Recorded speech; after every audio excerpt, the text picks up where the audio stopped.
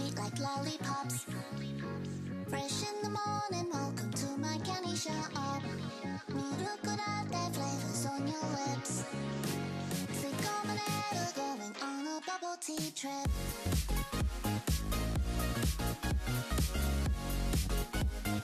Going on a bubble tea.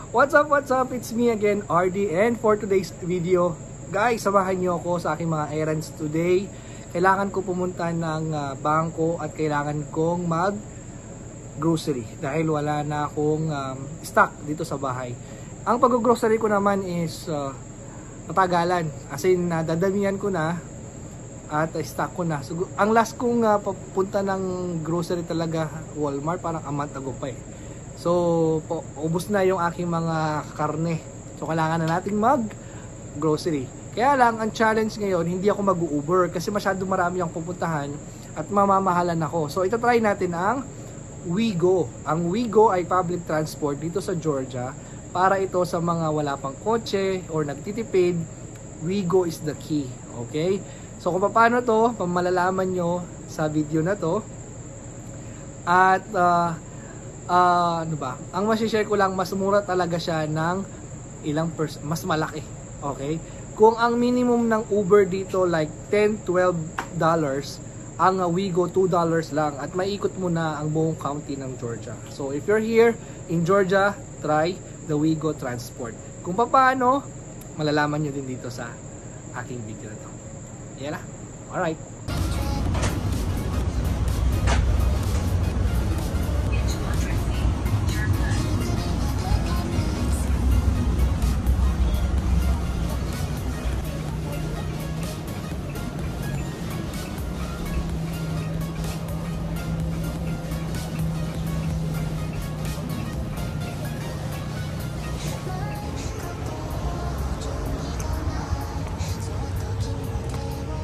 Aray ko.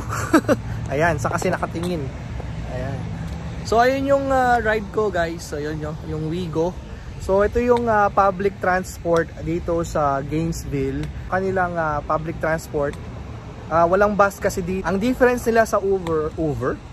Ang difference nila sa Uber kasi ang minimum ng Uber depende sa location, parang $10.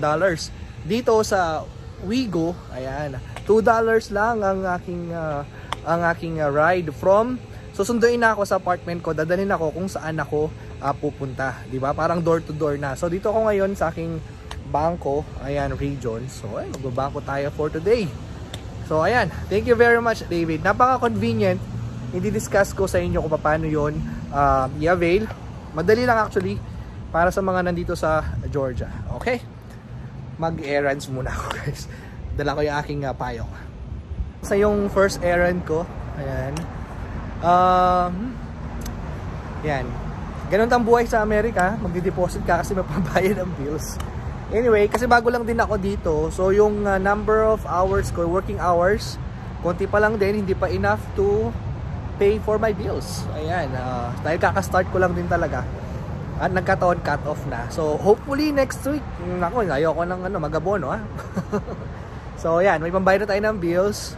At yung susunod natin gagawin ay pupunta ng supermarket. Kaya meron akong dadalang bag. So mag-grocery ako kasi wala nang laman yung aking ref. At kailangan natin ng mga ibang gagamitin pa. Okay? Sa trabaho. So punta tayo ng Walmart Superstore at gagamitin natin ulit yung Wigo na transport dito sa Georgia. So hindi ko alam kung gaano katagal ang pag-book dito. Kanina medyo natagalan ako kasi maraming masyadong nag-book. Pero dito tayo. Pero tatlo lang kami kanina sa bus. Hindi naman bus yun. Basta pinaka gandang jeep. Yung parang bagong jeep natin dyan sa Pilipinas. Yun. Tatlo lang kami. Pero it can accommodate like 10 yata passengers. Ang maganda doon may lift para sa mga disabled, sa mga naka-wheelchair. Ngayon, sa mga PWD na nandito. PWD kaya tawag nila din. Basta yung mga naka-wheelchair or anything na kailangan ng assistance para ililift na lang sila. So kasi mataas yung bus kanina. So ngayon, let's go and book again ng Wigo. Ganun talaga pag wala pa tayong kotse, mag-commute. Wala problema yan. Floating on the clouds.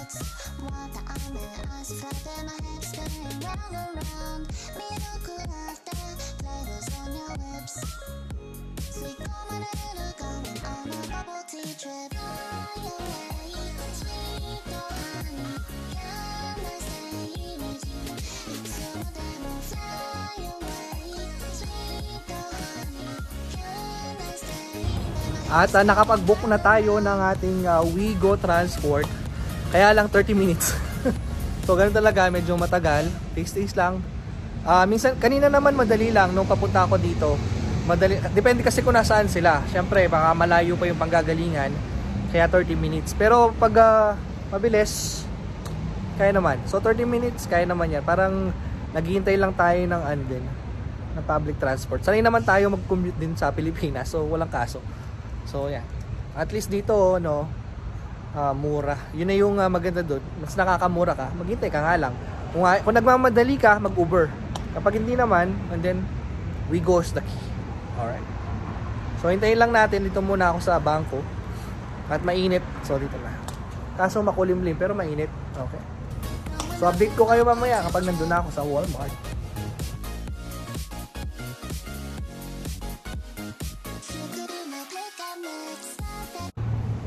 Ayan, so nandito na yung van natin, yung sundo natin.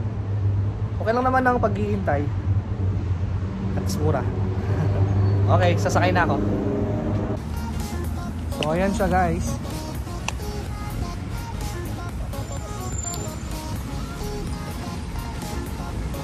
Hi. Hello again, David. How are you?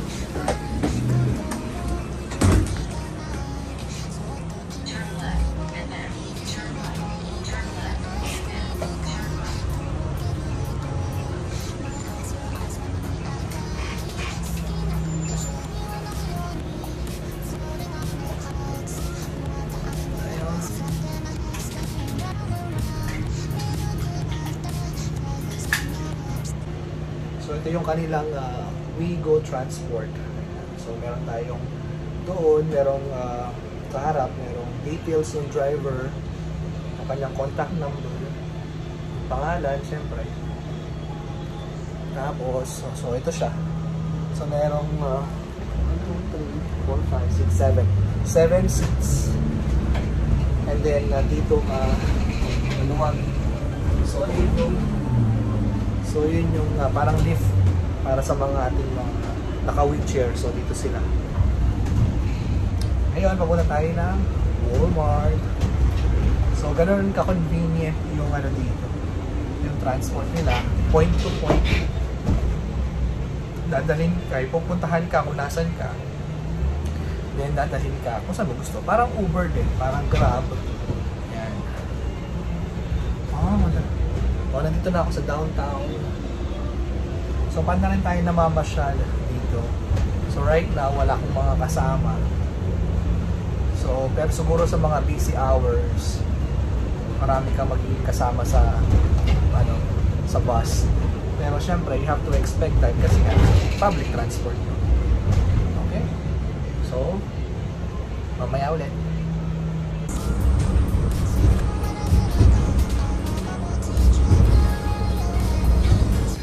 So, nandito na tayo sa Walmart. Nandito pala yung Walmart.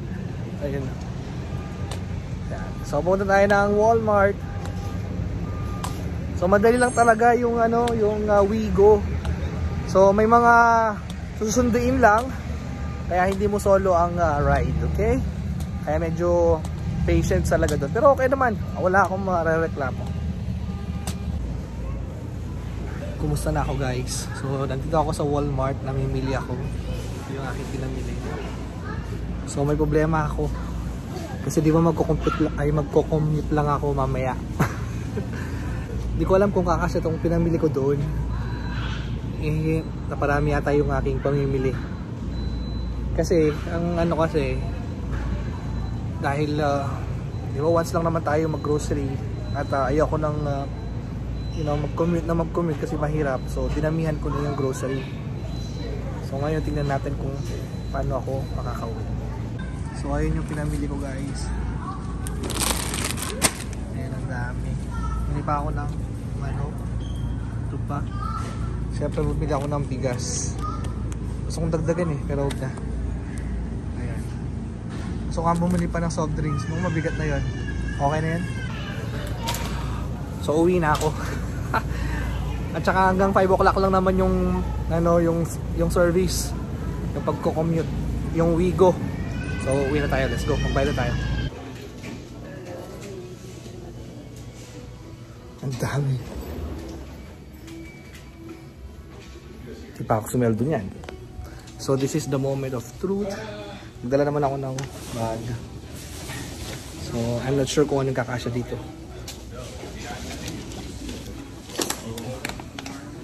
Challenge to. So mamaya.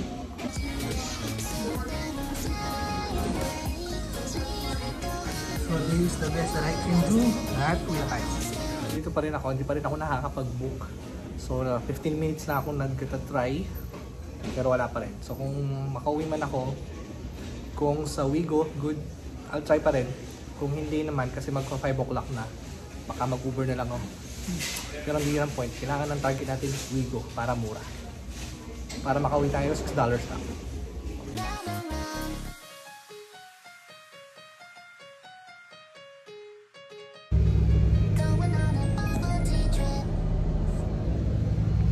What's up guys?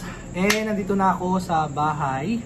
At hindi natin or hindi ko na-achieve yung gamitin ang Wigo ng papunta at pabalik dito sa bahay. So ang nangyari, dito sa bahay, papunta sa bangko, nakapag-Wigo ako, that's $2. Then from bangko to Walmart na supermarket, that's another $2. So imagine naka $4 lang ako, pupunta dito hanggang doon na, nakadalawang destination ako. Ngayon, nahirapan ako pauwi from the supermarket, from Walmart. Hindi ako makapag-book and gusto ko na umuwi, hindi ko na nahintay. So, nag-book na ako ng Uber ko. Ang Uber ko is $19. Talagang gagamitin ko ang Wigo para makatipid ako dito sa transport. Okay, habang wala tayong kotse. Okay? So for those interested na mag-Wigo, I'm not sure kung meron to sa ibang state, but dito sa Georgia, na wala pang kotse, na wala pang pabiling kotse kasi bago lang dito, you can use Wigo para makatipid kayo. Mamura siya kasi it's a public transport na subsidized ng government. Kaya, you know, mas makakamura talaga tayo. So, ang advantage nun, mura, okay? At, yun. So, ang advantage nun, makakamura ka talaga. Ngayon, kung nagmamadali ka, I don't recommend na mag-Wigo ka kasi talagang pahirapan. So, kung talagang urgent yung lakad, ay kailangan mo nang mag-Uber or Lyft. Ganon. Pero kung kaya mo na maghintay, Wigo is for you. Mura at maganda pa, maluwag naman yung kahit multiple passengers, maluwag yung bus. Okay? Mabait pa yung mga driver din, and for sure very safe naman yun kasi public transport nga siya ng Georgia. Okay? So that's it for now. Thank you very much for joining me on my day, and if you haven't subscribed to my channel, don't forget to subscribe, like, and comment. At yun lang. Enjoy! Yala! Bye!